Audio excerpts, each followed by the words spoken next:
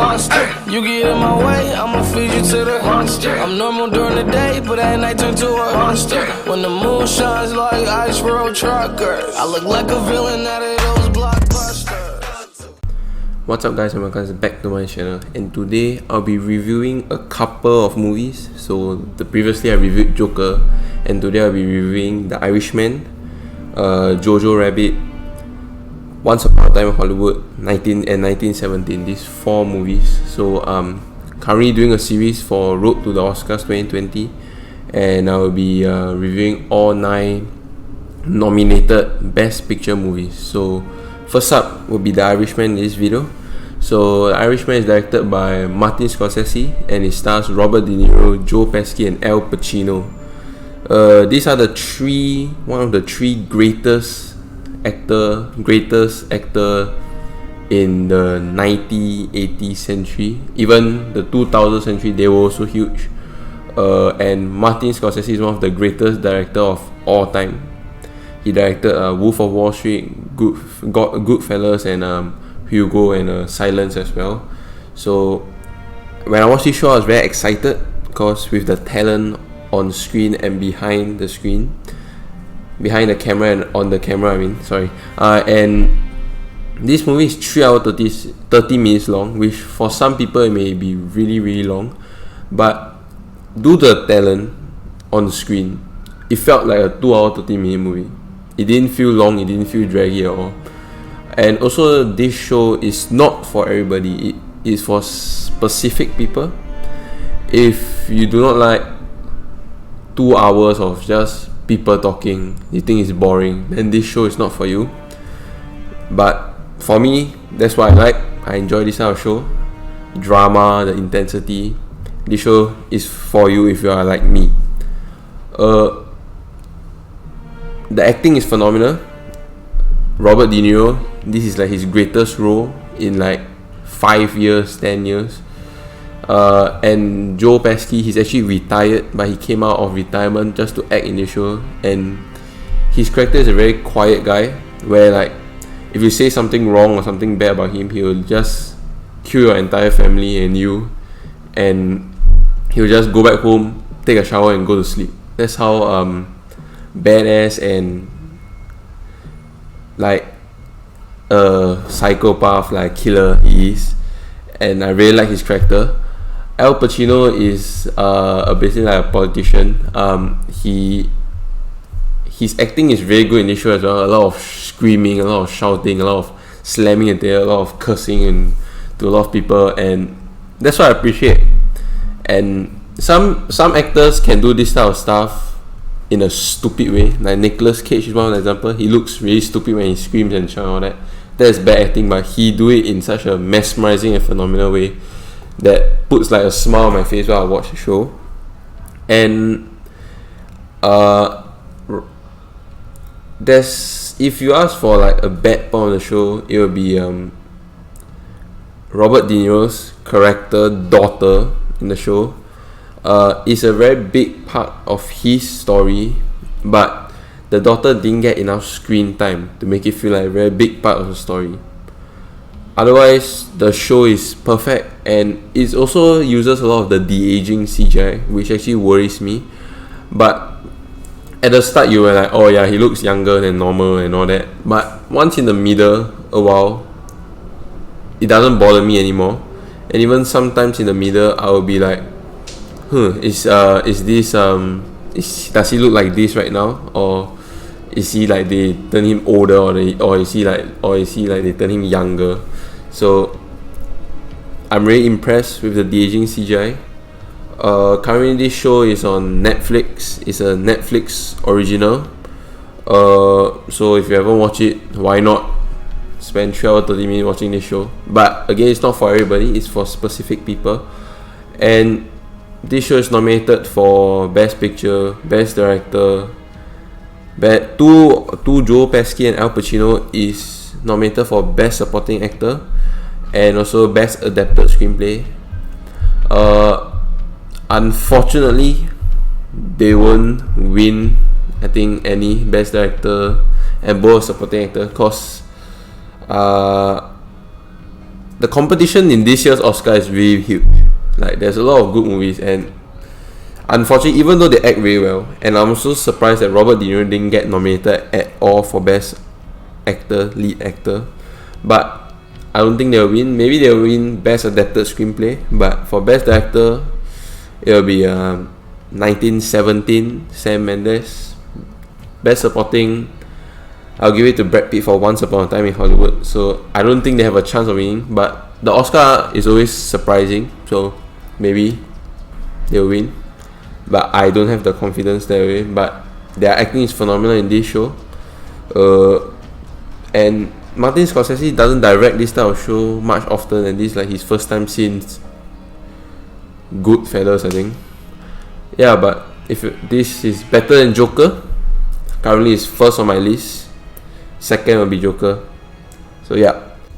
So the next movie will be 1917. It's directed by Sam Mendes and it stars George McKay and Dean Lewis Chapman. So Charles is the cinematographer is Roger Deakins, and this movie's cinematography is really, really, really good, really top notch, the best out of all 9 films. So I hope it wins best cinematography. The show is about these 2 guys that are going to another platoon to send a message to them that they are heading into a trap. So they go through obstacles and all those. This is supposed to be a one-take movie. So basically the whole entire show was one take, and there was no cuts at all if like you watch the movie. Of course there was cuts, but maybe like when it's a dark, totally pitch black room, they cut it, or they walk past a tree, they cut it. But overall it's fantastic. The show is fantastic. The two lead actors perform really well, and it's also said that the whole entire show was shot. There was no CGI. I mean, there's definitely CGI, but it's all practical effects and all. And also that they were shot with natural lighting, which is a good thing, which I hope more movies do so, natural lighting. And the production of those trenches and all those was really good.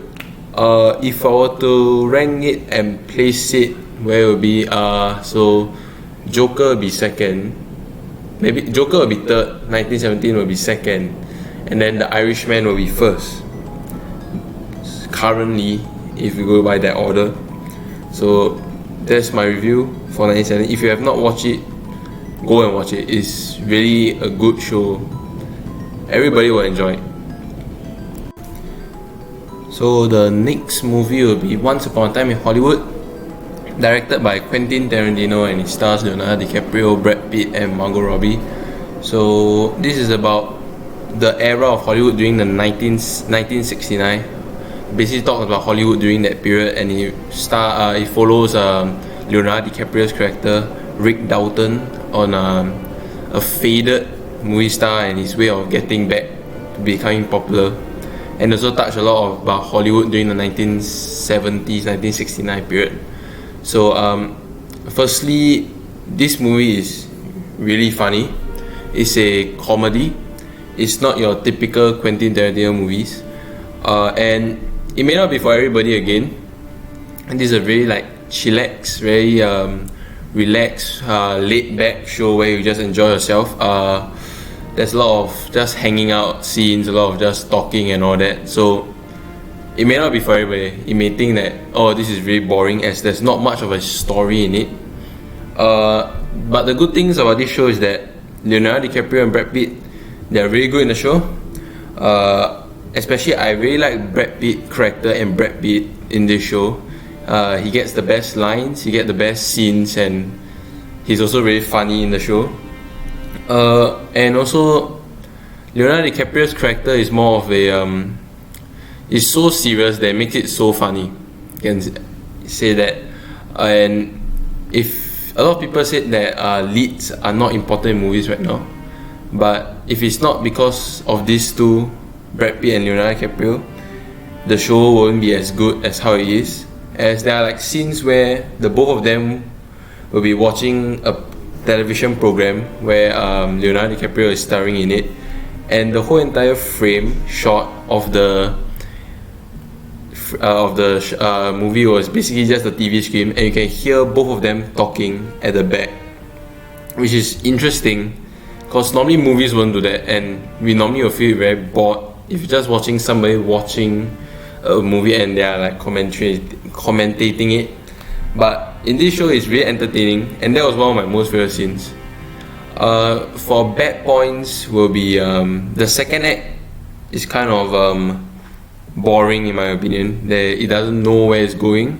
It started off like very high and then it just dropped back down, and like I want it to go back to the entertaining part and the exciting part, and that's the point of the show.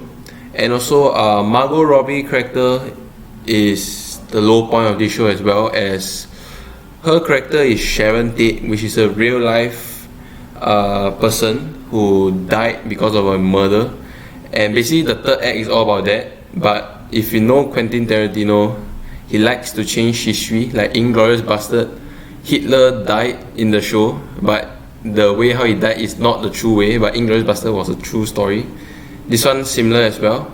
But if you were to take out Margot Robbie's character in the show, in my opinion, the show will still be as good. So that's the point of the show, I think. And also for example, like Inglourious Bastard, it has like one of the greatest scene. Like the opening scene has the greatest opening scene, but in this type of movie there isn't anything like that. It's more of, like I said, relax, and you just watch and just go through emotion, those type of show. But the last act, the act 3, is my most favorite. It's one of the greatest scene made by Quentin Tarantino and movie history. Like, it's just your violent Quentin Tarantino violent style of show scene, and like I like the last part. So ranking wise, this will be better than 1917 and Joker, but not as good as The Irishman. That's my review for Once Upon a Time in Hollywood. The next one will be Jojo Rabbit, and it's directed by Taika Waititi, which is the director of Thor Ragnarok, and he's going to direct the next Thor as well. And it stars Roman Griffin Davis. So it's about this young German whose imaginary friend is Hitler, starring Taika Waititi.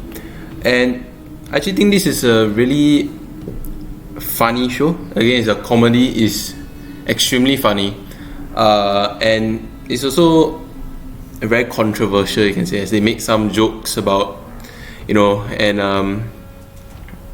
I think it's a very touching show as well, as the last part really it really teaches you something. It's not all about the comedies and all, but it actually teaches you something. And this young actor, Roman Griffin Davis, is a phenomenal actor. He was really good in this show. Taika Waititi as Hitler was great as well, and it also stars Scarlett Johansson as the young kid's mother, which is also really good in the show and is nominated for Best Supporting Actress. Overall, I think if you want to be entertained, you can watch this show. Some people may think it's stupid and all, but I think it's a good show, and there's actually no bad points about the show. Maybe too much comedy, and then the jokes may be a little bit inappropriate, that's all. But this is a good show, and I think this is actually better, in my opinion, it's better than 1917 and Joker. So it's like not as good as Once Upon a Time in Hollywood, not as good as The Irishman. So that's my review for Jojo Rabbit. Last but not least, Little Woman. So Little Woman is directed by Greta Gerwig, and it stars Saoirse Ronan, Emma Watson, Florence Pugh. So this show is about 4 women's life after the Civil War. So it talks about their challenges and all those. These are normally not my type of shows, but I watch it. It's a good show. The acting is phenomenal, especially Saoirse Ronan. Emma Watson and Florence Pugh are also really good in the show. And Greta Gerwig is one of my favorite directors as well, as she directed Lady Bird, which is 2 years ago, 3 years ago, and it's a really excellent movie. There's like no bad points about the show. It's like a very good show, and I had high expectations. But of course, I would prefer Lady Bird over Little Woman. So I prefer original stories more than adapted stories. So that's one of the point that what I prefer about Lady Bird. It also stars Saoirse Ronan, which both are phenomenal performance in both of these movies. The problem about this show is that sometimes it can get boring, especially for some of the storyline, because there's 4 women in the show, so there's quite a lot of storyline in this movie. So I felt bored for some of them. I really want to go back to Saoirse Ronan character storyline, as hers was the most interesting, you can say, and her acting was the best. So that was one of the low points of the show. And the good points will be the cinematography is really good, and the production design, the costume design, makeup was all really good, especially those shots of the buildings, the uniforms that they are wearing, the costumes they are wearing, and the background are all really good. And I also got really confused while watching the show, because they have a lot of flashbacks here and there, and it's all the same characters, and there's no de-aging like the Irishman and those types. So but you can differentiate it, like present will be more brighter, more, you know, like a warmer tone. Past will be more of like a darker, and their hairstyle are also all different. But after a while you get confused. I will get confused. I'm not sure about other people. So, and that's the only bad part of my show. Overall, it's the worst among the 9 movies, currently bottom. Not as good as any of the shows, but a good show. If you're interested in this type of coming of age type story, then this show will be for you. It's not really my type of genre, but thoroughly I enjoy it, and I don't think it'll win anything much. Maybe it'll win Best Actress and Best Production Design, Costume and Makeup. That's about it. So that's all. I'll be reviewing left 3 more movies: Marriage Story, Parasite, and Ford v Ferrari. That'll be tomorrow or Sunday. And I'm mistaken, the Oscar day is on Monday Singapore time. So thank you guys so much for watching. If you like this video, please click the like button and subscribe to my channel, and click the notification bell to not miss any of my videos.